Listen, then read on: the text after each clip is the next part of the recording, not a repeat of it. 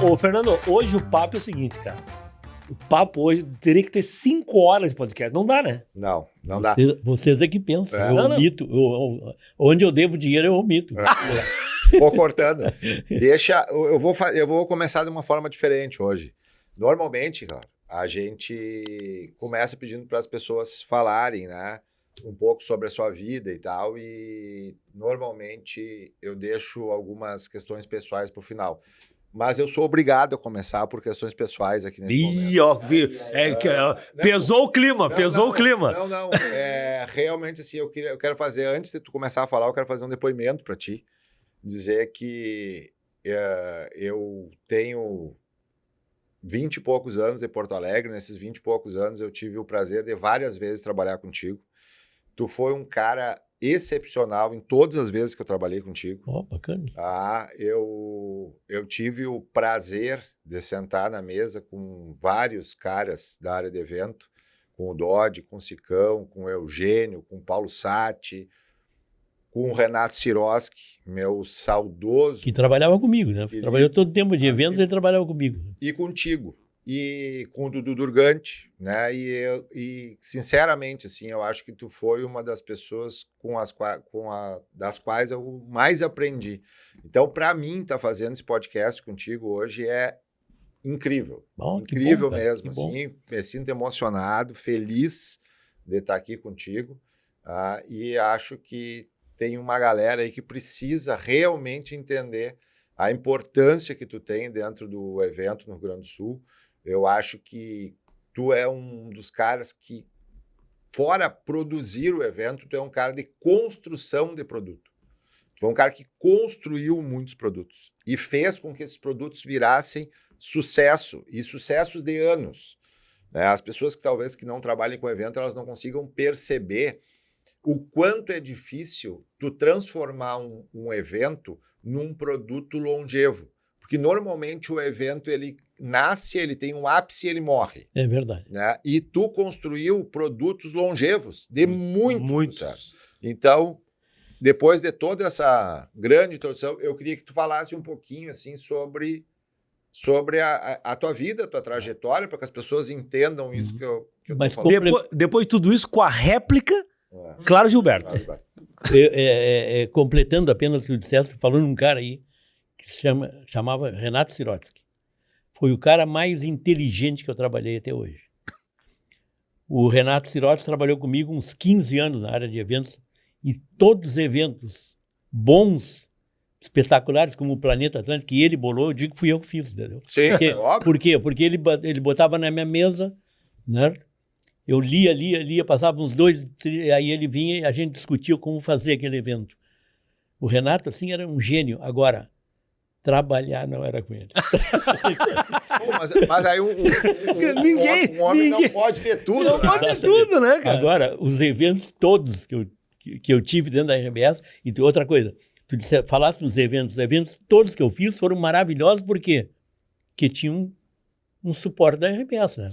Não vamos nos enganar, né? Claro. Porque se tu vai trabalhar numa emissora pequena, como, por exemplo, que eu trabalhei agora, ou a TV Minuano, ou a RDC TV, não tem como, né? Sim. Em primeiro lugar, tu não busca patrocínio. Sim, a área Sem comercial, patrocínio, você sabe que não existe nada, né?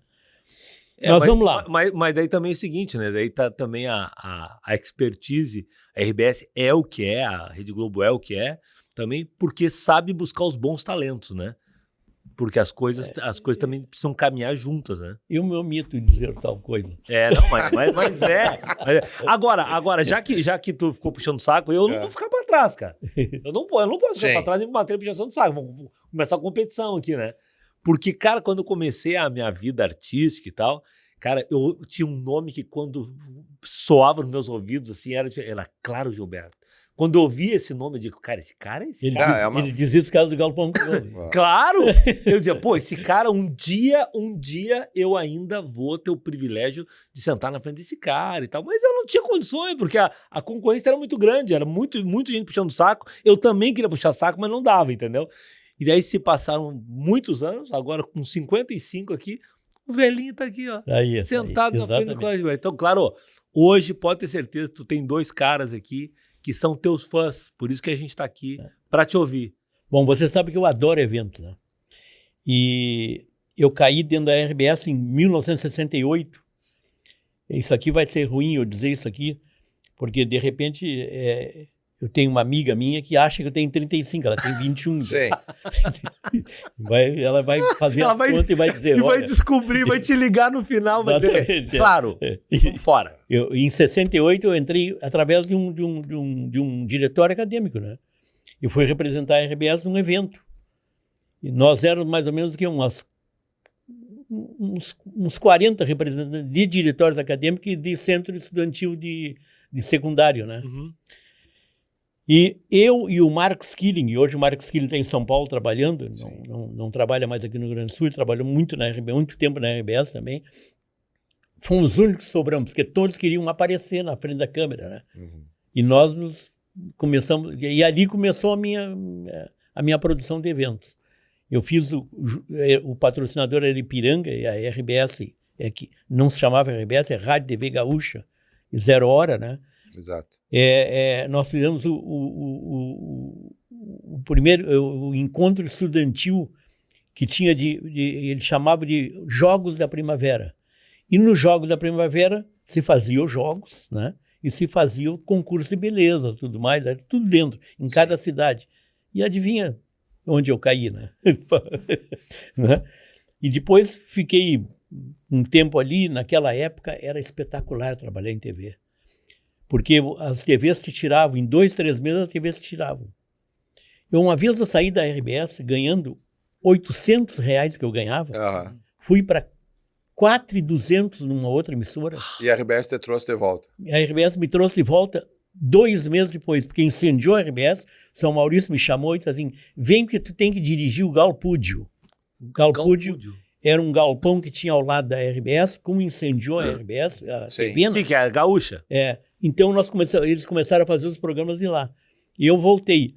E o seu Maurício disse assim, bom, o teu salário vai ser os 4.200, tá? Sendo que 2.000 eu pago, 2.200 o Silvio Santos paga. 2 judeus, né? Sim. Então, E aí o Silvio toda Santos- sexta-feira eu ia para lá, produzia, o Silvio Santos voltava na segunda-feira. Mas por que o Silvio Santos? Porque ele tinha um programa na Globo. Porque o Silvio Santos ainda não era o dono da SBT. Não, o Silvio Santos alugava, alugava do meio-dia às 8 da noite na Globo de São Paulo. E aí o programa era muito bom, botaram no Rio no ar, botaram em São Paulo entrou, né? Aí tu botaram ia, no Rio, dirigia no... Não dirigia dirigia, eu lá. era produtor. Produzia era um lá, tapete, né? Produzia lá e depois voltava e trabalhava aqui Trabalhava também. aqui toda semana. E adorava isso aí, né? Imagina. Ir para lá e fazer... Mas tu produzia lá em São Paulo. Sim. Ah, Era um tu- teatro lá em São Paulo que tem E tu fazia a uma produção rua do que tem programa um viaduto na frente, assim, e era um teatro e lá ele E fazia... fazia a produção do programa do Silvio Santos. Sim, eu era Sim, produtor. sim, mas fazia a produção lá. Eu era chinelete. Os caras me botavam em cada fria que vocês não imaginam. O Silvio Santos era muito duro, né? Sim. Era muito, vamos dizer assim, ele era como se fosse... Ele ficava raivoso em momentos assim, né? Que as coisas não saíam como ele queria ou a produção não fazia. E eles me botavam a produzir. Puta, que esse homem me xingava, não pode imaginar. Mas ele era uma pessoa muito boa mesmo. Muito. Ele parece ser um cara muito correto, assim, pelo que as pessoas contam que trabalharam com ele, né? Não tem uma pessoa lá dentro do SBT que não tenha sido, vamos dizer assim, o Silvio Santos não tenha feito algum ato Sim, bom para ele. Generoso. Em algum momento. Exatamente isso. Tá. E claro, e me conta uma coisa, tá? Daí tu começa a trabalhar dentro da RBS, tu fez uma carreira inteira. Não, dentro da RBS. eu não fiz carreira, eu pulava de TV em TV. Tá. Eu fiquei 10 anos pulando de TV em TV. Em 82, eles me convidaram de volta, mas me propuseram, né, como diretor de eventos e programação. E quando eu voltei, eles botaram na minha cabeça. aqui tu vai fazer agora a tua vida aqui dentro. Entendi. Em E eu 82. entendi que eu já tinha 30 anos, né, e não estava em... Não faz. A tua amiga vai descobrir isso, falando isso aí. Exatamente. Ela vai fazer conta. Entendeu? Tu ficou no grupo RBS de 82 até 2000. 2013.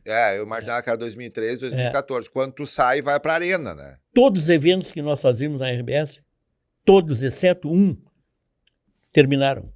Por isso que tu disseste. O evento só acontece quando alguém gosta e cuida. Porque teve um ano que eu era gerente de eventos da RBS e eu pedi demissão porque em março eu ia sair. Sim. Março eu ia sair. Pedi demissão, todo mundo sabia que eu ia sair em março. E eles botaram um cara no meu lugar, o meu segundo, que era um rapaz, não me lembro o nome dele mais, mas ele era muito forte na área de publicidade. Uhum. E ele era excelente, muito bom. Botaram no meu lugar. Só que quando ele assumiu, ele fez exatamente o que o cara não deve fazer em evento. Ou seja, qual é o evento que nós vamos fazer em março? Não, só um pouquinho, nós já estamos em março. Sim. Qual é o evento que nós vamos fazer em abril? Não dá? Não, Abril também não. Sim. Maio também não. Sim, a construção do evento ela começa muito antes. O evento na RBS, ele primeiro, tu orça ele e a RBS aprova. Vamos fazer esse evento? Sim. Vamos. Nós vamos fazer esse evento. Ou seja, se ele custa 300 mil reais, Ou 2 Sim, milhões. nós a vamos RBS fazer. tem que assumir. Sim, nós vamos fazer. O que uma emissora pequena não faz. Sim, claro. Em hipótese alguma, não tem Sim. como. E agora vamos ir atrás do recurso. E agora vão atrás do dinheiro. Mas a RBS tem Sim, Sim, se não como buscar esse dinheiro. É uma garantia de que o evento vai acontecer. Exato, É que, na verdade, assim, qualquer evento, qualquer evento, exatamente. a gente tem que primeiro... Vamos lá, o Empreender 40 mais. Vamos fazer o 40 mais? Vamos. Vai custar quanto? Exatamente. X. Tá bom, então nós vamos fazer. Tu tem que ter dinheiro para montar aquele evento, Porque se no mínimo no primeiro ano. porque se tu Sim. depender de tu buscar o recurso para fazer o Tem evento... muito mais na bilheteria, né? É, Bilheteria não existe. não existe. A Não. bilheteria É uma loteria. Não, bilheteria só dá em show bom mesmo. Exato. E tu corre o risco... E tu imagina bilheteria de teatro, Não tem 1.000 como. pessoas, É que 100 reais. Não paga. É que, na verdade, assim, ó, nós três que somos 3 homens de evento, né? Quer dizer, eu e tu dizer que somos homens de evento perto do Claro é uma certa demasia. Não, mas eu já né? passei. É uma certa demasia, mas tudo bem. Somos 3 homens de evento. Sabe que eu estou aposentado, né? Não, tu não vai ter Estou aposentado. trabalhando ainda, estou com uma produtora, eu e o Furacão. E tá aí, como é que tu veio me dizer que tu tá aposentado? Não Pois pode. mas acontece que eu estou aposentado mesmo. Vamos dizer assim, hoje eu, por exemplo, vivo da RBS. Sim, da Sim, aposentadoria. na tua aposentadoria. Aposentadoria da RBS, exatamente. Mas é uma aposentadoria muito boa porque eu fui um dos fundadores do RBS Prev. Sim. Naquela época, quando o Nelson colocou isso aí, ó, vamos fazer o RBS Prev, um diretor botava assim 10 mil por mês no RBS Prev, porque tem que ter dinheiro, Sim, né? sim. Isso tudo é registrado, tudo mais, dentro de um padrão nacional que tu não pode burlar. Tu botava 10 mil reais, o Nelson botava 20. E eu passei a ganhar dinheiro com isso, né? Todos os meses eu botava quase todo o meu salário. Passei 30 anos não fazendo tudo isso, claro, né? Mas até a metade eu fiz. E aí 10 anos na Arena, fazendo shows. Quando eu parei de fazer shows, terminou meu contrato, alguém me ligou na RBS, até acho que é mandado do próprio Nelson. Olha, o Claro ficou sem emprego agora. Sim. Né? Terminou meu contrato lá, o Geraldo, que tinha me levado, Geraldo Correia, que era da RBS, né? Tinha me levado lá para a Arena. E aí eles me chamaram, não, olha, vamos negociar aqui, tem um negócio. Eu botei um pano aqui, assim, para não rir. Andava na rua assim. Tinha uma coisinha ali. Mas tu te organizou muito, né? Muito. Eu me lembro que... Eu me organizei mesmo. Eu vou confidenciar aqui alguma coisa, que um dos meus mestres, né, durante a minha vida como evento foi o Dudu Durgante, né? Meu querido Porra, Dudu Durgante. Mas E você aprendeu bem com aquele muito. cara, né? E o Dudu, e durante o Planeta Atlântida, todos os Não, planetas ele era o que dono do que planeta. eu fiz, eu convivi muito com o Claro, porque o Dudu e o Claro eram muito amigos, então a gente ia almoçar junto, a gente ia jantar junto. Eu tive a honra de conviver com o Dudu Peinha e o Claro Gilberto durante anos Deus. e durante O 30 dias por ano. Dudu e o Peinha foram os dois que fizeram. Fizeram, literalmente. Fizeram 10 anos no mínimo o planeta. No mínimo 10 anos. E o Dudu sempre falava isso. O Dudu dizia: o Claro é um cara extremamente organizado. O Claro é um cara que ele está construindo o futuro dele todos os dias. Eu espero dizer alguma coisa boa aqui para o pessoal em casa. Sim. Mas olha aqui, ó. Eu me preparei para a vida que eu estou levando agora. Uhum. Primeiro, tu não pode te aposentar com meio salário mínimo, 2 salários Sim. mínimos. Não adianta, né? No nosso padrão que a gente viveu, não pode. Sim. Tá? Claro que tem gente que, infelizmente, Sim, não tem... aí não tem escolha. Né? Exatamente.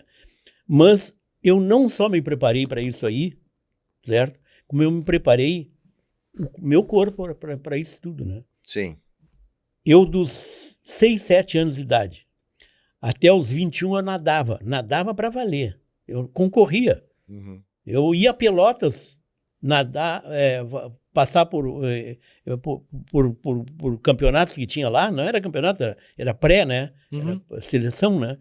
E ia para Pelotas, porque eu comecei lá, a nadar lá, né?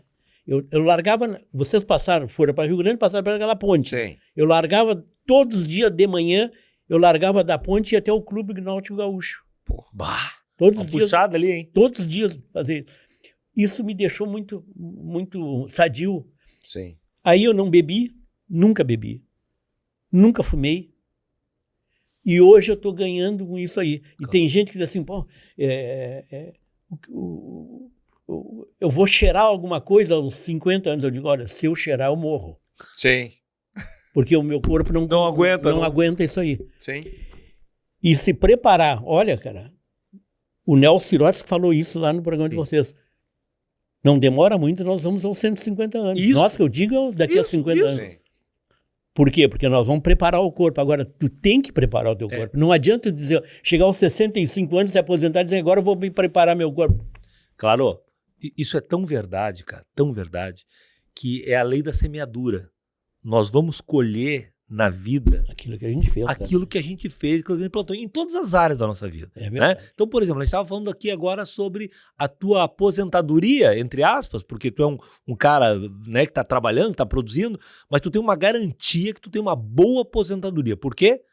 Porque tu te preparou lá com a RBS Prévio, tu te organizou. Claro que eu me aproveitei de algumas coisas que me ofereceram, mas sim, me aproveitei. Sim, não. Eu soube me aproveitar. Mas tem gente que não se aproveitou. Exato. Tá. Exatamente. Isso é uma coisa. Segundo, tu desfruta de uma saúde hoje que tu semeou nela. É verdade. Né? Tu nadou, tu te cuidou. Tive sorte também. Na pandemia, depois da pandemia, no que passou a pandemia, eu e a minha mulher andamos de carro junto com um casal que ele, inclusive, parece que morreu quando pegaram aquilo. Nós não pegamos nada. Porque muita gente morreu naquela época da pandemia. Sim, porque já tinha uma doença. Comorbidade. Exatamente. E veja bem, passado a pandemia, 2 anos depois, eu tive um AVC temporário. Eu me senti tonto num show, certo? Passou, né? E no outro dia de manhã, era uma segunda-feira, eu fui trabalhar e não consegui escrever direito. Eu digo, sabe uma coisa? Eu vou no hospital. Primeira vez na minha vida que eu entrei no hospital. Primeira vez na minha vida. Que bom que tu teve essa noção, né? Exato. E aí foi tranquilo. Fui dirigindo e o cara disse assim, olha, periga tu tá tendo um AVC temporário. Ou tu teve um AVC temporário. E eu digo assim, para, verdade, como é que o senhor vem até aqui? Tem alguém da companhia? Não, eu vim dirigindo. O cara, o senhor é louco. Mas quer ver uma coisa? Eu vou dar um testemunho em relação, ainda seguindo nessa ideia do investimento, né? Cara, o meu pai faleceu muito jovem. Meu pai faleceu com 64 anos.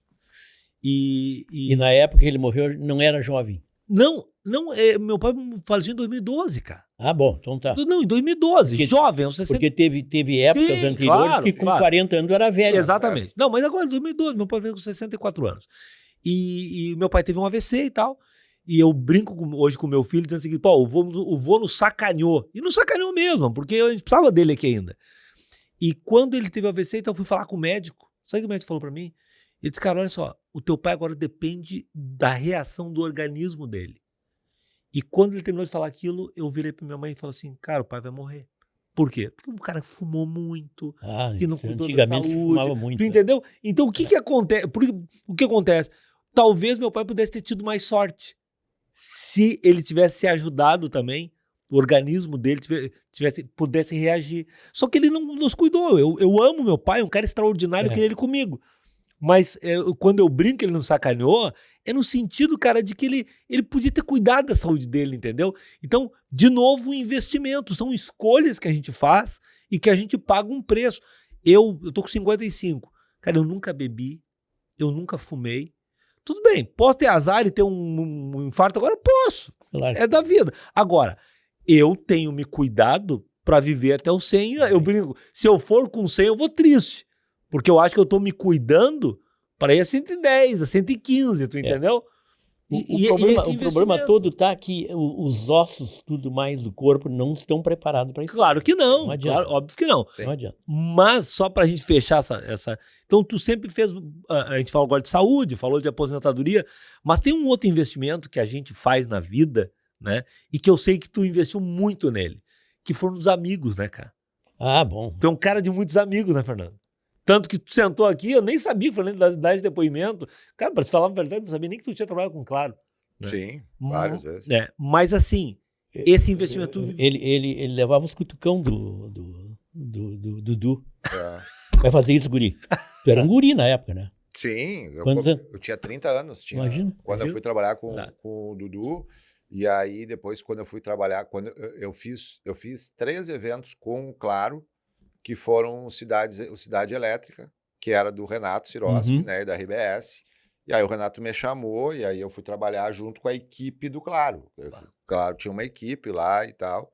E eu fui trabalhar junto com a equipe do Claro no Cidade Elétrica, trabalhei direto, e aí fora Planeta Atlântida.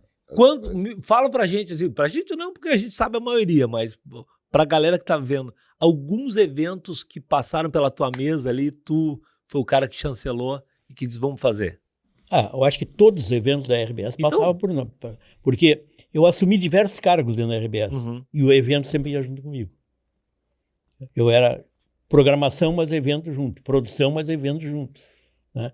Eu dirigi o interior, as 14 emissoras do interior do estado do Rio Grande do Sul, Santa Catarina, por uns 3 anos, o evento ia junto. E foi aí que eu implantei, em cada cidade, eu implantei uma área de eventos. E era um dos maiores, buscadores de patrocínio que existia no interior. O interior se fardava, mas era uma maravilha eles venderem eventos, porque o evento sai com um custo, né? E esse custo ele não existe se tu buscar o patrocínio. Sim. Tu só dá garantia de que tu pode bancar. Mas tu vai buscar. Tu sabes que houve uma época que nós recebemos aqui para dirigir a RBS, ele foi ministro, como é que era o nome dele? Pedro Parente. Pedro Parente, ele veio dirigir a RBS. E ele ele estudou a RBS assim, durante uns 30 dias e implantou uma coisa diferente na RBS. Ou seja, a RBS não tinha mais condições de faturar mais em Uruguaiana, faturar mais em Rio Grande, faturar mais em Pelotas. Batido no teto. Batendo no teto. E não tinha como faturar mais aqui, em Porto Alegre. Então ele implantou. Vocês têm um orçamento. Cada área tem um orçamento. Certo? Quem fizer menos 10% do orçamento ganha tanto, quem fizer 15% ganha tanto. Ele começou a mexer no custo. Exato. E todos os eventos que estavam planejados durante o ano tinham um orçamento. Só que o evento, à medida que você vai fazendo e entrando o dinheiro para cobrir aquele orçamento, quem paga é o cliente. Certo? E eu teve um ano, no primeiro ano, ele me deu uma carteira de couro com cheque dentro, mas não era um cheque, era frio, né? Sim. Cheque frio, eu tenho até hoje. Né? Eu nunca, os 12 salários do ano não davam aquilo. Caraca! Mas foi uma enganação deles. Logo o Jaime já olhou e disse assim, temos que fazer uma mudança. Tu sabe que eu tive um sócio durante 4 anos, que é o Thiago Escher, que é um dos caras que para mim também são uma das pessoas mais brilhantes em termos de condução de negócio que eu conheci na vida. O Thiago era um animal para trabalhar, assim, um cara que tinha uma visão gigantesca, e não à toa, hoje ele é um dos caras do show business de entretenimento mais respeitados do Brasil. E o Thiago, ele sempre falava isso, né? Ele sempre... Porque ele foi meu sócio em Casa Noturna, e Casa Noturna tem isso, tu tem um limite, né? Tu bota lá 1.000 pessoas, tu não consegue botar mais que 1.000, não cabe, entendeu? Se o teu limite é 800, é 800. E aí o Thiago sempre dizia isso, se a gente tem um limite de arrecadação, a gente precisa trabalhar para baixar o nosso custo. Exatamente. Né? E o Thiago trabalhava muito bem isso, porque existe uma diferença entre tu baixar custo e tu diminuir investimento, né? E o Thiago, ele era muito bom nisso. Ele conseguia fazer essa percepção do que era investimento e o que era custo. Porque não adianta tu cortar investimento, porque tu corta investimento, tu corta arrecadação. Quando tu corta só custo, aí tu mantém a tua arrecadação e mantém o teu lucro, né? O Thiago era muito bom nisso, e agora tu falou e eu lembrei. Mas só voltando lá na questão dos eventos, claro, eu acho que tu tem 2 marcas, e aí tu me corrige se eu estiver errado, que é o Garota Verão, que eu acho que isso. talvez é... o Garoto e o Atlântida, e o Planeta. Né? Mas... São os 2 que mais fizeram sucesso. O Garota Verão, eu acho que ele eu não me atrevo a dizer que ele seja maior que o Planeta Atlântida, porque o Planeta Atlântida... Mas o Garota Verão, ele era um evento do ano inteiro. O Garota Verão, a partir de abril, o Garota Verão era das cidades. É isso, envolvia o interior de uma forma olha aqui, gigantesca. Né? A menina nascia e a mãe dizia, tu vai ser uma Garota Verão. Isso. No interior era muito, isso aí era assim, fantástico. E o Garota Verão foi muito maltratado nos últimos 2 anos, que bateu na cabeça de uma pessoa dentro da RBS que dali tinha que sair uma manequim. Sim. Nos últimos 2 anos do Garota Verão. Sim. E quando o Garota Verão foi feito para escolher uma manequim, certo? Nós recebemos, a 0 Hora recebeu, naquela época, através da internet, né, que não era só a internet, tinha outras coisas e recebeu um monte de esqueleto em cima de uma passarela. Sei. Porque as meninas passaram a ser magras a partir do penúltimo ano. Passaram a ser magras. Eu não gostei, mas aí tinha gente que mandava mais que eu, que defendeu aquilo. No 2º ano, novamente, eu comecei a cair fora. Sim. Porque tu era a alma do Garota Verão, né? Claro, se tu era... Como é que eu vou te dizer? Quando a gente falava em Garota Verão, nós que circundávamos esse mercado, tu era a referência disso, né? Tu era o cara que todo mundo olhava e tal. O Garota Verão é o Claro Gilberto, né? Cara, eu acho que foi um dos eventos mais longevos, né?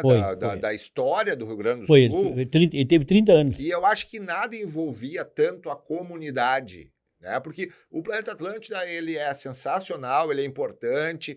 Eu tenho o maior prazer de dizer que eu fiz 10 Planetas Atlântida, mas o Planeta Atlântida, ele envolve uma comunidade mais específica em termos de idade. Em um momento também, né? Em um momento. Né? O Garota ali Verão, não tem a família, não tem a família. Né? O Garota Verão, tu pega lá a menina que morava na periferia de Alegrete, ela sonha em ser Garota Verão, e a menina que frequentava o Leopoldina em Porto Alegre, ela também sonhava em ser, né? Era uma coisa... Era surreal o tamanho do Garota Verão, né? E tu sabe o que aconteceu no penúltimo ano do Garota Verão? Se elegeu uma menina que imediatamente tinha que ir para São Paulo, porque uma produtora, uma empresa dessas de manequins, né, de São Paulo, já iria... Primeiro, a menina era do interior. Sim. A família não estava Não estava preparado para isso. preparada para isso. E essa menina, ela tinha muitas meninas naquela época, 14, 15, 16 anos, não falava uma palavra em inglês. Sim, E no momento que tu cai em São Paulo, sim. tu precisa falar inglês, tu precisa de algumas coisas, até mesmo para leitura, tudo mais, para falar. Foi um desastre, ela voltou. Foi um desastre para ela, um desastre naquela família. No último ano, insistiram em fazer isso. Eu briguei muito por isso aí, certo? Insistiram muito em fazer isso. Fizeram, terminado o ano, até eu saí em 2013, porque terminava o Garota Verão em março. Sim. Então foi quando eu saí. E tu entende que foi isso que acabou o Garota Verão? Mas nunca mais teve. Porque tu tira... Porque Nunca o mais Garota teve. Verão também tem isso, né, cara? Tu passava... Ela se elegia e ela virava meio a rainha do Rio Grande do Sul, né? Sim, Ela sem passava dúvida. o ano inteiro participando Não, de e era, participando disso. mas era a menina daqui do estado. isso. Daqui, ela não tinha que ir para São Paulo, para Nova York, para não sei em que, para Sim. Sim, era aqui. O negócio... E só para nos encerrar a parte de evento dele, e tu tem um outro case, que é o Guri Bom de Bola, né? O Guri Bom de Bola, ele foi mais longe do que o Garota Verão e que o Planeta. O Guri Bom de Bola, ele começou comigo, antes de 1982, quando eu voltei para a RBS. Sim. Que a partir dali se montou de fato uma área de eventos e ela começou a existir mesmo, em cada uma das emissoras. E o Bom de Bola, não, foi o segundo ano que eu entrei na RBS, nós fez o Guri Bom de Bola na praia. E era muito interessante porque os pais atrapalhavam os guris. Sim, sim. Volta e meia tinha... Os guris vão brigar entre si? Não, os pais vão Os brigar. pais vão brigar. E os pais brigavam na cancha de futebol. Imagina. Que Imagina. loucura. E também foi um grande sucesso. Foi, assim, né? e aí uma empresa que se chamava Paraty, Sim. Uhum. que tinha um produtor de eventos também chamado Fraga, tá? Ele era gaúcho, assumiu junto com a RBS e foram assim, acho que teve uns 40 anos. Eu me lembro. Deixa eu só fazer uma vírgula. A maior vai que eu tomei na minha vida foi por causa do Garoto Verão. Porque eu fiz um show no Garota Verão com o Tia Guri em Capão da Canoa, na frente ali do Baronda ali. E fiz na sexta-feira e no sábado eu fazia um show em Campo Bom. Sim. No rodeio de Campo Bom. E, cara, nós fazendo show todo dia e tal, e acordava num lugar, dormia no outro. E aí eu dormi e tal, e chego em Campo Bom para subir direto no palco. Eu subo no palco em Campo Bom, rodeio Campo Bom, até eu grito: boa noite, Capão da Canoa! Tu viu, Marli? Já tomei mamar, ele já comecei com o pé esquerdo, entendeu? Não, terrível. Isso acontece muito com artista que vem de fora para cá. Exatamente. Agora o seguinte, o Fernando sabe que eu na nossa reunião de sócio lá com o Fernando, com o Fábio Bernardi. Peraí, deixa eu só isso aí que tu fizeste, diversos artistas que vieram ao planeta fizeram isso. Boa noite, Porto Alegre. Não, isso é normal. Lá no planeta. Boa noite, Porto Alegre. Sim, porque o cara vem de fora, o cara... exatamente. Ele tá no... Não, e outra coisa, e aquele cara tá dormindo em Porto Alegre. Exatamente. Ele foi de carro até o planeta e voltou. E pro cara que mora em São Paulo, um deslocamento de 1 hora e pouco até a praia, pra ele é como se ele estivesse deslocando dentro de um bairro em São Paulo. Né? Não, e o seguinte, cara, e os caras falam na cabeça, estou indo para Porto Alegre. Isso. Tem uma coisa pior, né, que é a história do Sul, né? Eu tava numa churrascaria em São Paulo, lá em Jundiaí, e o meu amigo falou, serve bem aqui, que aqui é gaúcho, né? Ele, não sei o que, vão servir. Inclusive nós temos uma churrascaria lá. Tu pode ir lá no Sul, porque nós temos uma churrascaria lá. Mora onde? Eu falei, eu moro em Porto Alegre. Já nem digo que é São Leopoldo, para não criar mais confusão. Porto Alegre. Ele disse, nossa churrascaria é ali em Joinville. Bem pertinho. Sim, do lado, né? Sim. Do lado. E a outra que é o seguinte, durante muito tempo, lá entre 90 e 92, lá no século passado, eu ia muito com o Tia Guri para Tocantins, para Amazonas, para Belém e tal. E eu fui tocar um baile no ASAS, Associação dos Sulistas e Amigos do Sul, em Belém do Pará. E aí eu tô conversando com um cara, o patrão do CTG, que era um CTG, era ASAS, mas eles chamavam de CTG. O CTG aqui, o patrão é gaúcho. Tu é gaúcho, imaginei, né? CTG, óbvio, você vai ser gaúcho. Daí ele disse, é lá de você lá.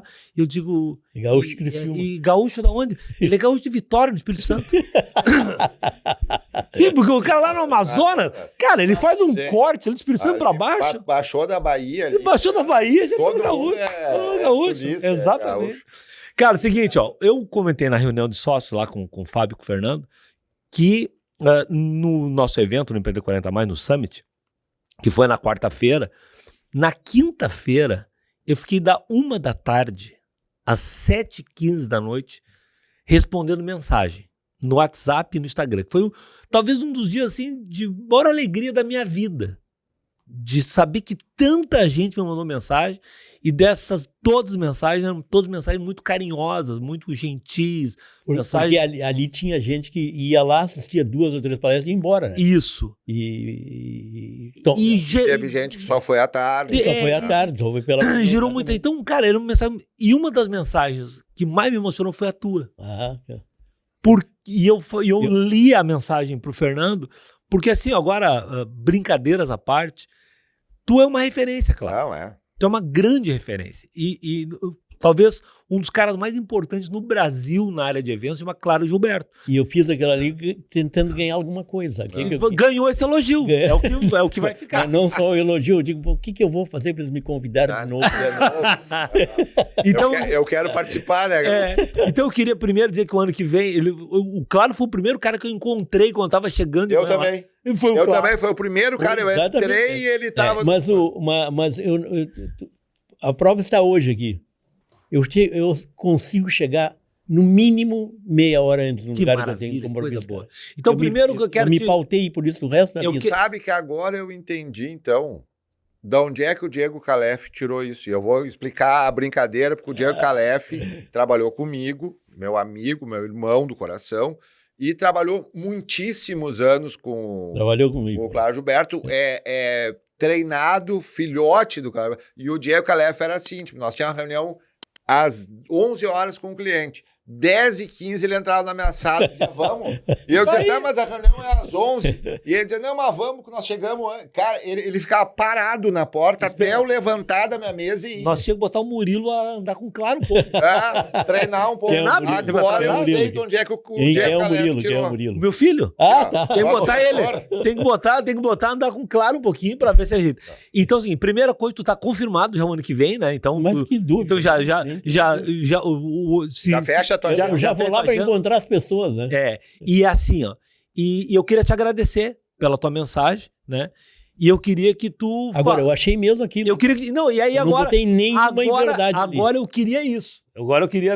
Eu quero confete. Eu quero confete. Eu queria que tu falasse um pouquinho. Eu e o Dodge ficamos diversos momentos ali juntos. Ali. E o Dodge disse assim... Tu viste o grupo, né? O grupo tava tocando lá e eu digo assim, pô, bacana isso aí, né? Tu vê, eles estão mostrando o grupo aos poucos, né? E como negócio também, né? Sim. E ele olhou para mim e disse assim, eu tinha essa ideia também, diz ele. E eu digo, então, nós não temos nada aqui que dizer assim, que nos queixar ou que repor ali, tá? Sim. Tudo está como estava previsto dentro do padrão de incentivar as pessoas de 40 a mais a fazer um negócio, tudo. Como é que vai funcionar, como não vai funcionar, o problema que vai ter problema, vai ter. Né? Faz parte, né? Exatamente. E eu botei isso ali, né? Eu não tive o que dizer, pô, podia ser feito dessa maneira. Cara, tava uma porcaria isso aí. E isso foi uma grande massagem no nosso ego, por isso que eu li pro Fernando e pro Fábio, porque, pô, partindo de ti, que é o especialista em eventos, dizer que foi num evento, um dos melhores da tua vida e que não tinha reparação... E o que eu aproveito, né? Porque eu acho que 40 a mais é demais para mim, entendeu? Eu acho que 40, duvido alguém que não esteja trabalhando ainda... Sim.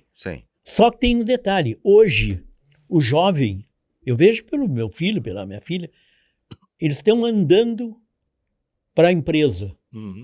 Vou trabalhar naquela empresa, vou entrar aos 18 anos, vou sair aos 38, 48, com tantos anos, e aí me aposento. Não.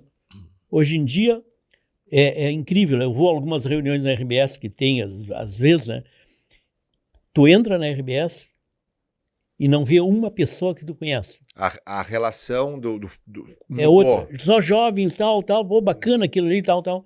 Aí tu volta lá um ano depois, Mudou tudo. a metade já foi embora. Tu sabe que Em todas as empresas acontecendo isso. o bom da gente ter sócio é que a gente não mente sozinho, né? Sim. Nós fomos fazer uma reunião na RBS, eu e o Fabinho, e eu frequentei muito a RBS naquela época. A gente sempre tinha muita reunião com o comercial, reunião com a área de eventos, né? Ia lá, sentava, discutia e tal. E aí eu fui fazer uma reunião com a área comercial agora, porque para fechar lá o evento e tal. Quando eu saí de lá, eu falei pro Fabinho, eu disse, cara, eu tô impressionado, só tem, não é criança, mas tipo assim, é profissional. Jovenzinhos.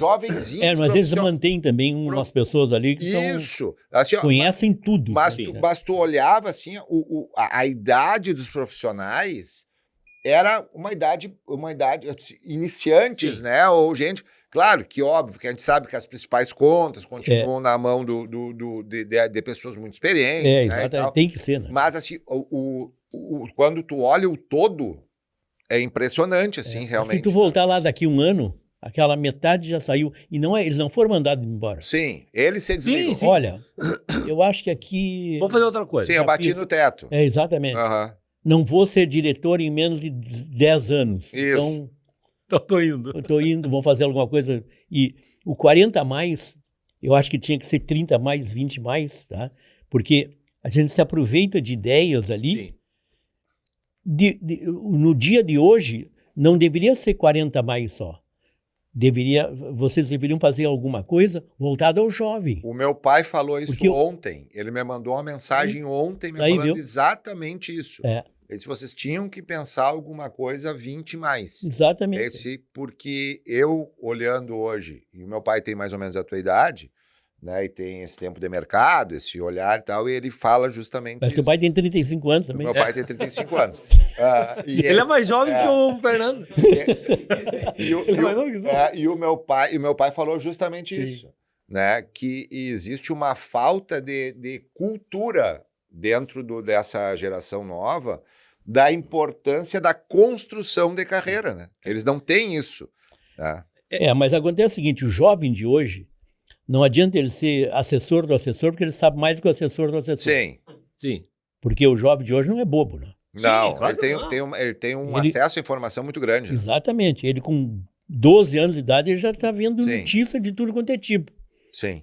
E a notícia para ele cai às 6, 7 horas, 8 da manhã.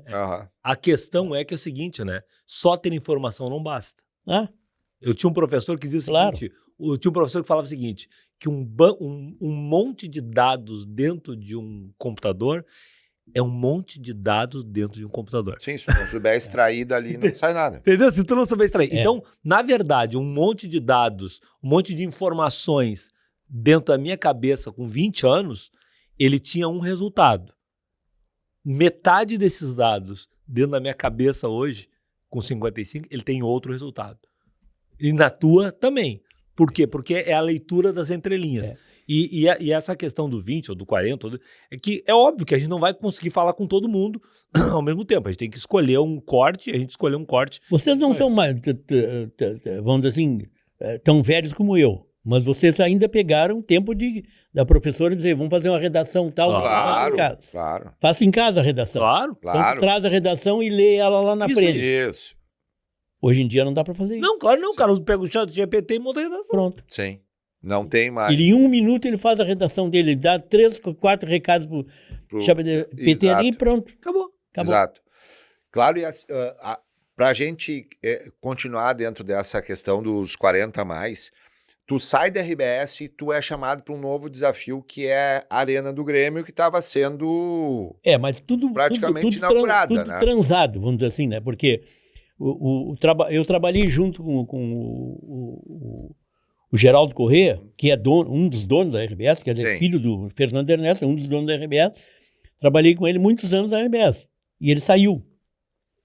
E eles assumiu a Arena. Ele era presidente da Arena do Grêmio. Não tinha nada a ver Sim, com o Grêmio, com o é a Grêmio, OS, com a contratado com a pela Arena. OS. Naquela época, a OS era Deus, Uhum. né? A OS, outras que Sim. entraram o chão adentro, Sim. antes como é que chamou aquele... Da Lava Jato. Da Lava Jato. Isso. Né? E quando eu saí da RBS, o Geraldo já me levou para Arena, mas estava acertado isso, né? Pois é, mas isso é muito legal, né? Porque assim, ó... Porque a nossa ideia na Arena era muito boa. Era transformar a Arena em multiuso. Pô, aquele baita espaço só para futebol não dava. Eles iam perder muito dinheiro. Claro. Como perderam, né? E aí logo em seguida o Palmeiras fez a mesma coisa, logo em seguida o Botafogo, se eu não me engano, fez a mesma coisa, enfim, começaram a... E eu nunca xinguei ele, tenho vontade de xingar. Tu disseste o nome dele, aquele tem O Pedro Parente. Não, o frio, tem horror de frio, como é que é? Da RBS, que é do esporte. O Maurício Saraiva. Maurício Saraiva, eu nunca xinguei ele. Ele odeia falar em show em campo de futebol. Sim. Ele odeia. Mas eu gostaria de levar Maurício Saraiva. Maurício Saraiva para dentro para mostrar para ele qual é o lucro de um jogo de futebol, qual é o lucro de um evento. Sim. Mas assim, ó, por mais que o Geraldo já te conhecesse, te levasse, já fosse uma costura feita anteriormente, eu acho muito impactante isso, né, Claro? Tu tá inaugurando um espaço totalmente novo, tu tá montando uma equipe e o Geraldo ter essa percepção do quanto era importante a tua experiência em evento para desenvolver toda uma equipe, porque eu convivi com essa equipe. Na época que tu estava no Grêmio, eu também estava, só que eu estava no Grêmio, tu estava na Arena, a gente conviveu em alguns momentos, né, acertando lá camarote para Grêmio TV, depois negociei contigo o camarote da SBT lá dentro do Coisa também. Então eu tive contato com a tua equipe era uma equipe jovem. Tu era, na verdade, o cara que segurava ali a bronca, tu era o cara que tinha o tamanho para tocar aquele projeto. Como é que é assim, depois de tantos anos, sair dentro da RBS e conduzir uma nova equipe num novo desafio como foi a Arena? Eu montei uma empresa e os que trabalhavam comigo, todos eram sócios da empresa. Sim. Porque eu tinha muito medo, né? Passei 40 anos recebendo salário no final do mês, né? Sim. E agora não tinha mais salário, agora tinha que, dependendo daquilo que eu fazia lá dentro. Fazer o teu dinheiro. Aí a gente fez um contrato entre eu, o Rubinho teve uma época que foi a Fernanda? A Fernanda, enfim, a gente foi mudando as pessoas lá. E eles eram, se eu ganhava, por exemplo, 100 mil, 10% era de um, 15% era do outro, 5% era do outro, 100%. Ou seja, eu nunca perdia dinheiro. Sim. E eu me dei bem nisso aí, porque eu fiz um contrato muito bom lá, e aí veio a pandemia, veio a Lava Jato, e o Geraldo um dia recebeu um telefonema e alguém disse para ele, tu não pode ficar aí, cara. Tu é dono da RBS, tu não pode ficar aí. Sai daí. Né? E o Geraldo pediu demissão, saiu e eu fiquei. E fiquei com aquele percentual que eu tinha acertado com ele, porque eu acertei um percentual da seguinte maneira, no início não vai ter show nenhum. Sim. Então eu preciso ganhar, assim, 30%, 40% do que faturar. Sim, para poder valer a pena. Daqui a 5 anos, passa 20%, daqui a 10 anos, passa 5%. Sim. Só que ele saiu e só que manteve aquele contrato por 10 anos. Eu me lembro que pouco antes da pandemia, em janeiro ou fevereiro de 2020, eu me encontrei contigo lá ainda, eu estava fazendo um evento aqui da Combo, que foi uma feijoada com samba lá na Arena. Isso, e sempre teve. E aí nós encontramos lá no... Todos os anos tinha aquele lá. Firme. E, aliás, quem faz a feijoada é também quem faz lá na praia, o churrasco. Isso, o Paleta. Paleta.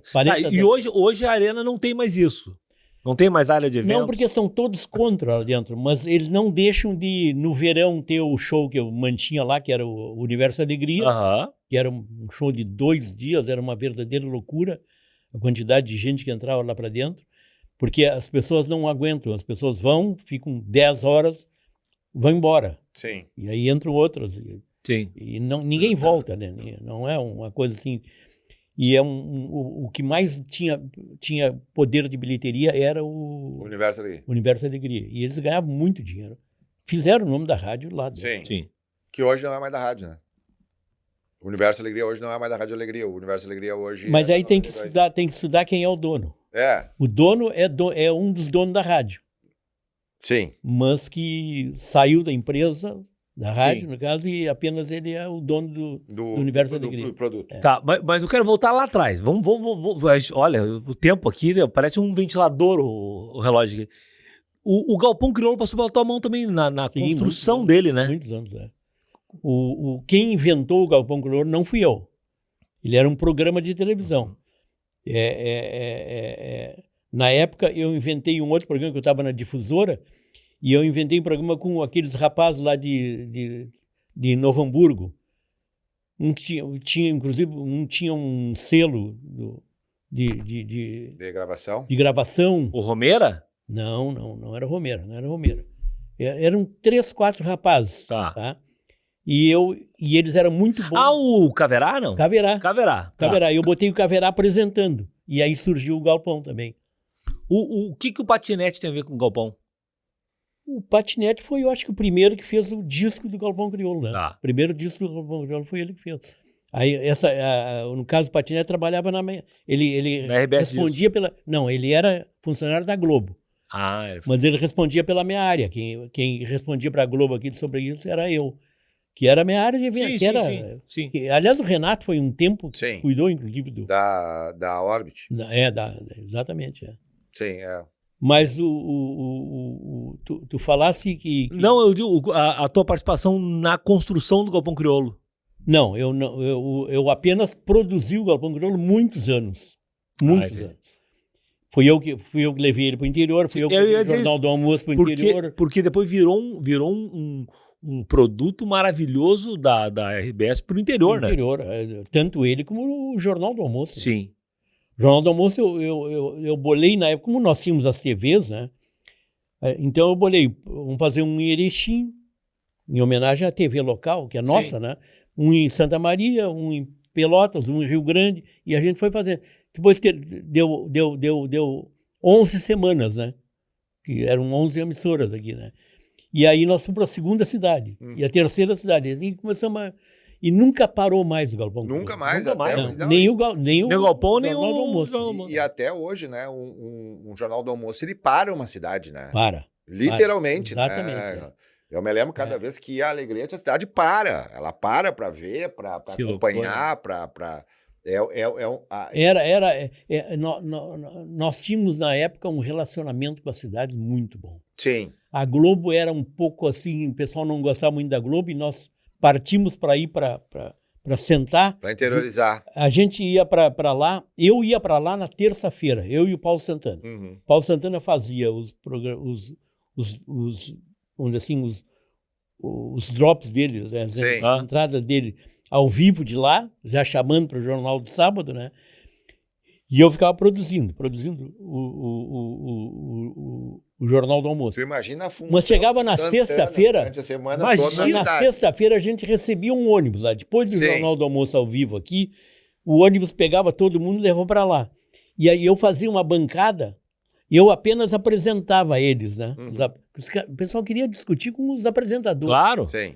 Só que o meu apresentador principal, que era o Lazer Martins, ele tinha aquela história de defender a emissora como Globo também, né? Sim. E saía muito bem. Então a gente começou a fazer isso dentro das faculdades. Bah. E isso aí funcionou muito bem e nos tornou, assim, olha, teve anos assim que nós éramos campeão de relacionamento. Sim, eu imagino. A RBS, sempre separava. Tu sabe uma coisa que eu fiz muito na época do Tia Guri, no começo lá, foi as mateadas da RBS, cara. Ah, tinha as mateadas. Tinha as mateadas, eu fiz muito. As mateadas já eram um evento das RBS do interior. Isso, mas eu fiz muita coisa. Nossa, ia pro interior e fazia direto mateada da RBS. Olha só, a gente vai ter que começar a encaminhar pro final, né? Então eu queria primeiro fazer uma pergunta para ti, que a gente sempre pergunta pro pessoal aqui no final.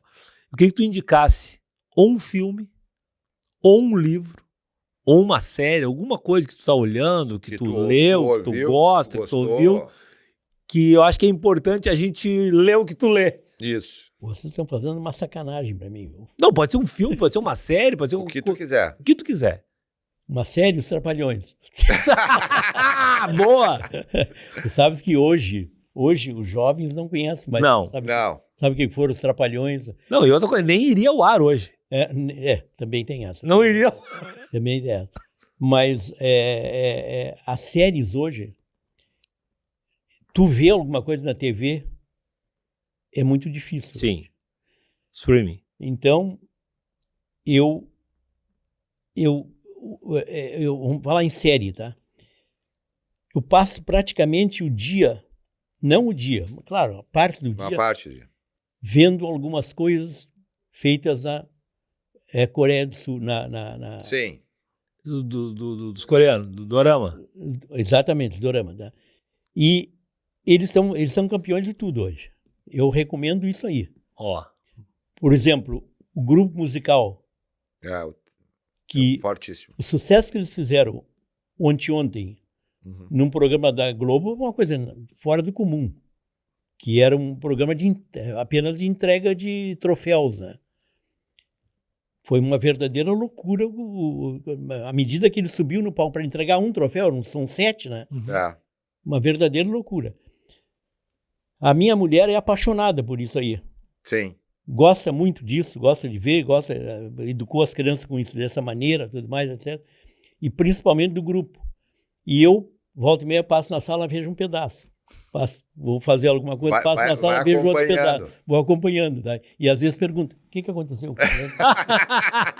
E ela já tem que te contar a parte que tu perdeu. Porque, exatamente. Agora, filmes, eu juro para vocês que eu abandonei o cinema faz mais ou menos uns 10 anos. Sério? Abandonei o cinema. Tá só na série coreana. Tá na série coreana. Não, mas não só a série coreana, sim. evidentemente, mas vejo muita coisa. Eu vejo muito, vamos dizer assim, aqueles filmes que fizeram 3, 4 filmes de um determinado, com um determinado artista, outros 3 ou 4 com outro artista, e eu tenho muita recordação disso aí, do Matt Dillon, por exemplo, né? Que fez uma série sobre que ele perdeu a consciência, né? Sim. Mas é coisa antiga, né? Coisa antiga. Mas é ótimo. Mas eu acho que há uns 10 anos que eu não convivo no cinema. Por quê? Por que 10 anos? Eu era cinematográfico número 1. Eu fazia o Festival de Cinema de Gramado. Eu, o Rubinho e o Jorge Guiores, nós fazíamos o Festival de Cinema de Gramado. A gente ia para lá em nome da RBS. Né? A gente ia para lá e ficava assim 3 semanas fazendo aquilo, junto com o prefeito, com o Luiz Osanello, com o Luciano Pessinha, aquele pessoal de Gramado lá que trabalharam muito para o Gramado.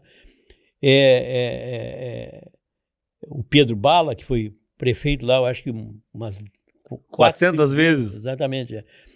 E eu era muito envolvido, mas no momento que eu parei, eu deixei com o Rubinho, inclusive, saí do Festival de Cinema de Gramado, eu nunca mais tive essa relação, esse interesse mas vejo muito apenas entregas de troféus, aquelas festas anuais deles, isso aí eu não deixo de ver. E também queria perguntar para ti sobre a questão a gente falou antes do investimento nos amigos, né? Tu é o cara de muitos amigos, né? Quais são... Eu queria que tu falasse de alguns amigos que nessa tua trajetória de TV e de eventos, pessoas que começaram como parceiros de trabalho e se tornaram grandes amigos. Vocês falaram de um deles aí, o Renato ou o Dudu? Não, o outro que tu disseste que te esperava na porta da sala. O Diego Calef. O Diego Calef ficamos amicíssimos, né? Eu tinha um filho, na verdade não era meu filho, eles diziam, o Claro trouxe o filho dele do interior para trabalhar em eventos. Ele hoje mora no Canadá e é diretor de uma empresa de eventos no Canadá que faz eventos em todo o mundo, que é o Juliano Lissoni. Né?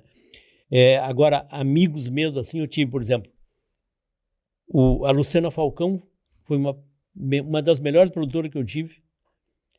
ficou minha amiga o resto da vida. O Tony Santos, que infelizmente mataram ele, né? Sim. Lá de São Leopoldo. Era o negro preto mais retinto que eu conheci, certo? Eu trabalhei contigo na época do Tony. Tony. E o Tony era um produtor, mas um produtor de primeira linha. Uhum. Era muito melhor que a Luciana, mas eu separo. A produtora é a Luciana e o produtor é o Tony. Tá? E o Tony me fez gostar muito de pessoas negras, como eu gosto do R, da Daisy, daquele monte. Porque o que eu passava com o Tony no interior, você não pode imaginar. Imagino. Eu chegava no interior, eu ia fazer no interior, por exemplo, o Réveillon, certo? Eu ia fazer o Réveillon, aí a gente chegava um dia e meio antes. O hotel não queria o Tony. Caraca! Ouve? Uhum. Então, a gente inventou, a gente descia da van que a gente ia, da van ou da caminhonete que a gente ia, né? Chegava no hotel e dizia assim, olha, nós queremos, está reservado aqui 3 quartos. Eu que sou produtor, o fulano que é produtor, e o nosso chefe, o Tony, que vem depois. Que vem, daqui a pouco ele está aqui. Então esse é o melhor quarto para ele. No primeiro ano, o Tony foi relegado a dormir em quartinho que negro só, principalmente no hotel Ijuí. Ijuí. Blumenau. Uhum. Uma coisa assim. É surreal, né? Fora do comum. É uma loucura a gente pensar. Fora do comum. Mas é muito verdade. Exatamente. Cara, e é importante a gente falar nisso, então, sabe, cara? Porque... como tu enfrenta isso aí, tu adora negro. Uhum. As pessoas diziam, claro, tu é amante do Tony. Não sou amante do Tony. A gente era muito amigo, mas muito amigo. Eu fui testemunha da relação de vocês e era uma relação muito, muito, muito bacana. Exatamente. Até teve o ponto de uma menina que foi garota verão, que eu fiquei muito amigo dela, e ela disse assim, tu sabe que eu jurava que tu e o Tony eram casados. Aí tu falou, não, ele não quis. Ele não quis. Por mim até seria ele, não quis. Cara, que legal. Mas, tu falou do Tony, tu falou do da Luciana Falcão, falei do Juliano Bissoni, do Diego Calef. Mas os melhores amigos foram os meus chefes, por incrível que pareça. O Geraldo foi um grande amigo meu. Não é mais que a gente se separou completamente. Né? Se eu encontrar o Geraldo, eu nem conheço ele mais. O Valmor Berguecho, o Zé Maurício Pires Alves. Esses caras foram muito meus amigos, mas foram meus chefes também. Sim. E eles se transformaram os amigos. A gente vivia na mesma casa. Tu sempre... Parava no mesmo hotel, tudo mais, etc. Né? Tu sempre teve uma relação muito boa com o Nelson também, né? Sim, a minha primeira relação foi com o São Maurício. Sim. O São Maurício foi a pessoa mais fantástica que eu conheci numa época completamente diferente. Sim. Para avisar que ele morreu com... Ele não tinha 60 anos quando ele morreu. Imagina, hoje uma pessoa morrer com 59 anos. Louca. Pelo amor de Deus, né? Porque existia uma lenda, assim, todos os anos, assim, ó, o Claro vai se aposentar, o Claro já avisou que vai se aposentar. E aí a brincadeira é essa, até o Nelson chamar ele lá na sala dele, porque todos os anos o Nelson convencia ele, fazia alguma coisa, não, mas fica só mais um ano. Vocês estão enganados. E o Diego Calef lá esperando para ver se chegava a vez dele. Não chegava nunca, porque Tu sabe que quando faltava 2 anos para fazer 3 anos para fazer 60 anos, um amigo meu, irmão meu, eu tive 2 irmãos, o Zanini de Caxias, que era o diretor de Caxias, e o Renato Cirossi. O Renato Cirossi era meu irmão. A gente só não transava porque não dava, né? Era 2 homens, não dava para transar. Mas a gente era mas era irmão mesmo. Tá? Da gente ir para a praia assistir um jogo de futebol, certo? Porque o interior transmitia jogo de futebol, a capital não transmitia, né? Sim. E voltar junto, a gente era muito amigo. O Renato foi um dos caras mais incríveis que eu conheci na minha vida. Assim. Eu canso de ter falado pro Fabinho sobre isso. Em todos os sentidos. Perfeito. E E vamos colocar da seguinte maneira. Faltava o Zanini se suicidou. O Zanini teve uma briga dentro da RBS entre diretores e tudo mais, e ele seria mandado embora em janeiro, em dezembro, né? Em janeiro ele sairia, mas não seria mandado embora, se aposentaria. Ele já estava em época de se aposentar. E aconteceu alguma coisa que ele saiu, naquele mesmo dia ele saiu da RBS, ele ficou doente, perdeu o chão e se suicidou. Tá? Não foi culpa de ninguém da RBS. Sim. A pessoa que comete suicídio é ele que tem culpa. Isso. A culpa é dele, 100%. Não pode botar nem na família, na mulher, no filho, não adianta nada. O cara tem que enfrentar, né, a coisa. Sim. E o Zanini...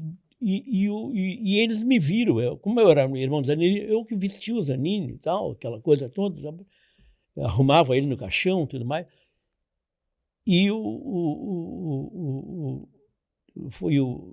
acho que foi o Geraldo que viu e disse assim, olha, nós temos que nos preocupar ou o Nelson, que foi lá em Caxias, nós temos que se preocupar com o Claro. Claro, vai acontecer a mesma coisa. E 2 anos antes dos meus 60 anos, me chamaram e disseram, tem que procurar alguém para o teu lugar. Tu tem 2 anos para achar alguém para o teu lugar. Certo? E o primeiro cara que eu chamei... Diego Calef. Diego Calef. Diego Calef ficou um tempo lá, eu acho que ele não se agradou do que seria. Certo? E ele pediu, parece que foi para a rádio, não sei para onde é que ele foi para outro lugar. Tá? Ele foi para Record... Aí ele volta, daí ele vai pro Kazuca, né? Daí ele vai dentro daquela modificação do Kazuca ali, ele vai pro Kazuca junto com o Luciano Cardoso e com o Tornaim, né? O Diego, mas o Diego realmente, o Diego eu acho que ele era o teu filho, assim, né? Era o cara que a forma com que todo mundo enxergava ele dentro. Mas aí nós fomos buscar lá no Canadá. O Juliano. Não, que era o diretor comercial da Zero Hora, que foi para o Canadá e passou uns 5 anos no Canadá. Tá? Esqueci o nome dele agora. Alemão. Bom, e aí ele assumiu, tá? Não durou 1 ano. Não durou 2 anos a área de eventos. Eu me lembro que... Aí ele volta e ele chega fortíssimo, né? Mas chega, montou toda uma área, montou uma área. No meu entendimento, ele errou. Eu também acho. Porque ele disse assim para mim, eu fui fazer uma reunião com ele... O Flávio Steiner. Flávio Steiner. E eu fui fazer uma reunião com ele e ele me disse, claro, agora nós somos uma área de eventos. Uhum. Se a Rádio Gaúcha quiser um evento, ela tem que contratar de nós. Isso. A TV idem. Não concordei, né? Paciência, mas era uma maneira, né? Sim, de ganhar dinheiro. Eles saíram de dentro do grupo e montaram uma sede. Uma sede, ali de frente ao Beira-Rio. Isso aí. Bom, eu sei que depois que eu estava na Arena, tá? Eu fui uma festa no Country Club, se eu não me engano, cheguei lá e encontrei o Nelson Sirotsky e o dono da Coca-Cola, como é que é o nome dele? O Ricardo Von Tobel. Ricardo Von Tobel. E o Nelson brincando comigo, disse assim, claro, dá uma olhada que eu e o Von Tobel vamos ser os apresentadores da festa hoje, tudo mais, tal. Dá uma olhada aí, o roteiro está ali, pode olhar o roteiro, me gozando. Sim. Claro que não é. Ele é muito melhor que qualquer um de nós, né? Pela vivência dele. Claro. Né? E aí ele disse assim, peraí, tem um negócio aqui para ti. A chave da Engage. Que era fechei aquilo lá ontem. Engage, né? Nem ele gostava do nome. Engage. Mas, exatamente, eu estava tentando lembrar o nome. Mas o outro, meu melhor amigo que eu tive foi o Renato Sirotsky. Renato Sirotsky foi o Renato era um cara espetacular, eu sempre falo. Eu não me animei. Quando eu cheguei na casa, o Renato morreu, a esposa dele saiu para buscar o filho no colégio, e ele ficou fumando sentado na rua da casa, assim, na frente, atrás da casa, um pátio. E quando ela chegou, ele estava morto em cima da cama, isso, encostado na cama, assim. E o telefone dele, tudo mais, estava até no banheiro, se eu não me engano. Ele esteve no banheiro, acho que... Sim, sentiu bem, deitou. Exato, assim, eu acho que ele teve algum problema. E morreu sentado. Assim. E quando eu cheguei na casa, que disseram que, inclusive o que era presidente da RBS também, que o sobrinho do Nelson. do Nelson, ele me ligava, me ligou e disse assim, claro, ele morreu, paciência, ele morreu, cara. Para dizer que ele tinha morrido, né? Aí eu fui para a casa dele, eles achavam que eu não ia acreditar nisso, né? Uhum. Fui para casa, cheguei lá, o Nelson disse assim, teu amigo está lá em cima, só para ver ele. E eu digo, não vou. Não subi, fiquei todo dia lá embaixo. Quando ele saiu, já saiu até com aquele cheiro ruim que tem, né? O Renato, ele foi tão importante na minha vida, assim, em alguns momentos, em vários sentidos, de conselho, de conversa, de grana, de me contratar para trabalhar para ele, de cachê, de reconhecimento, que eu sempre falo pro Fabinho que se o Renato não tivesse falecido com a idade que ele faleceu, porque o Renato faleceu extremamente cedo, a minha vida seria, eu tenho certeza que seria diferente. É? Certeza absoluta, assim, de tantas oportunidades, portas que ele abriu, negócios que ele me chamou para fazer junto, para estar. O Renato foi um cara muito importante na minha vida, um cara de um coração incrível. Assim. Tu sabes que eu acho que a minha também, porque eu e o Renato, a gente fazia o Planeta, mas a gente fazia o Planeta a partir de março, né? Sim. Março a gente começava a fazer o Planeta. Né? Sim. Tá? E assim que ele morreu, eu fiz mais uma vez, e depois eu fiz apenas palco. Eu ia apenas para fazer o palco. O Renato foi o cara que me contratou o Tio Guri para Orbit. Não, o Renato... Eu tive uma vez só com ele, só no dia que eu almocei com ele, almoçamos junto, eu, ele e o Raul Bornoz, para assinar o contrato e tal, foi o único contato que eu tive. Muita gente passou pela mão do Renato, né, ligado à música, muita gente. Pessoal, infelizmente, está chegando o finalzinho, eu preciso falar do nosso parceiro PUC-RS, que é o nosso parceiro acadêmico no Summit, no Empreender 40 Mais, e parceiro aqui também no podcast. E se tu quer fazer um curso de extensão, uma pós-graduação, um mestrado, uma graduação, te convido para ir para o lugar que eu também vou, que é o lugar que eu faço meu mestrado, que é a PUC, e que é nosso super parceiro aqui no Empreender 40 Mais. Eu quero também entregar o meu livro, Empreender 40 Mais. Agora eu já vou ter Quando a bagagem vira vantagem, que agora quando te perguntarem um livro, tu já tem um livro para indicar. Aqui, meu amigo, claro. Muito obrigado, muito obrigado. E quero te agradecer, claro, pela tua gentileza de vir até aqui para a gente ter esse papo, que foi um papo histórico, né? Foi. É um documento. Para mim foi reviver vários momentos da minha vida. Você sabe que, para a última, tá? Eu briguei com uma amiga minha, porque ela fazia gravações de pessoas que ficavam mais velhas, com histórico, e ela dizia assim, ela era alemã, ela dizia assim, quando tu morrer, a gente bota no ar aquilo ali, tal. Eu briguei, cara, nós brigamos, cara, e eu não fui gravar. Não. É isso aí. Não, tem que ser enquanto a gente tá vivo, né, cara? Claro. É isso aí. Enquanto a gente tá vivo. Claro, obrigado, irmão. A única coisa agora que tu deve é um almoço pra mim, pra nós continuar. Mas sem dúvida, pra vocês dois, pra vocês três, vocês cinco. Aqui. Então tá, aí, tá marcado. Um prazer. Vai ser difícil vocês me pegar pra essa aí. Um prazer mesmo, assim, do fundo do coração. Muito obrigado por hoje, muito obrigado por tudo. Eu fico contente. Por todos os ensinamentos que eu tive teu durante a vida. Foi muito importante ter estado contigo em vários momentos. Muito obrigado. Valeu, e obrigado. outra coisa, eu queria que vocês me mandassem uma gravação pra mim, né? Mas Sim, é óbvio, com certeza. óbvio. Já tá Hoje certo. em dia, só pra apertar o dedo, dá lá contigo a gravação. É isso aí. Tá? Antes eu mandava... Tem que gravar isso aí. Sim, Não, tem tá que gravado. tirar a fita, mandar entregar. Exatamente. É isso aí. Valeu.